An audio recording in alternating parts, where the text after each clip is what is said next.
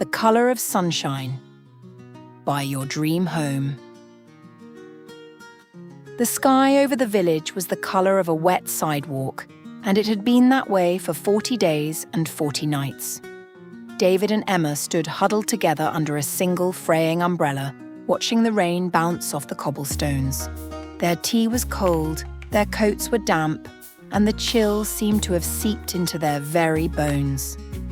Inside their little cottage, David stared out the window. The garden which he once loved was a tangled mess of grey mud and drooping ferns. He missed the feeling of warmth on his neck and the sight of a shadow on the ground. He realized that they weren't just waiting for the season to change. They were waiting for their lives to begin again. While David dreamt of shadows, Emma took action. She opened her laptop, the screen a sudden brilliant rectangle of light in their dim living room. She typed 3 words that felt like a prayer: sun, Spain, home. That was when she found them, a company called Your Dream Home that promised to turn grey skies into gold. Emma didn't waste a moment.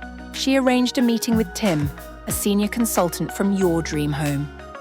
Through the screen, Tim didn't just show them houses, he showed them a different way of breathing. He spoke of white sands, the rhythm of the tides, and the specific way the morning light reflects off a beachfront terrace. A week later, they stepped off the plane. The air in Spain didn't just sit there, it vibrated. David and Emma stood on the tarmac, squinting upward.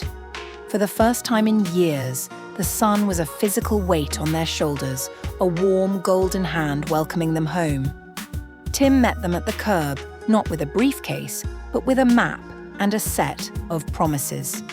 He drove David along a coastal road lined with swaying palms and the scent of jasmine. "The house I have in mind for you," Tim said, "is where the land greets the sea." David watched the landscape shift from busy terminals to endless stretches of blue. While the men discussed the structure, Emma walked through the glass doors of the villa. She moved across the cool marble floors and out onto the private terrace. Below her, the sand was a pale ribbon, and the waves tumbled gently like lace. She closed her eyes and felt the salt spray, a fresh, invigorating mist she had never known in the city.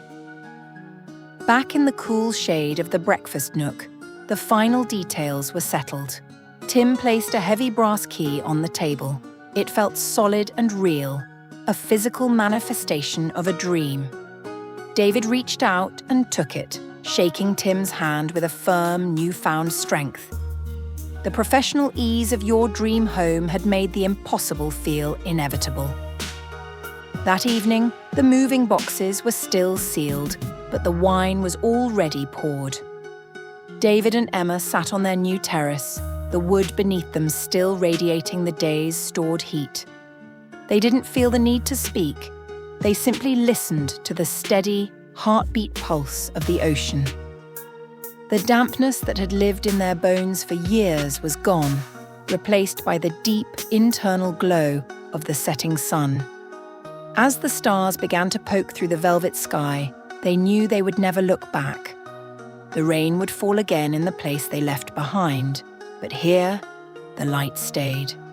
David took Emma's hand, and together they looked toward the horizon. Finally home, finally warm, finally beginning.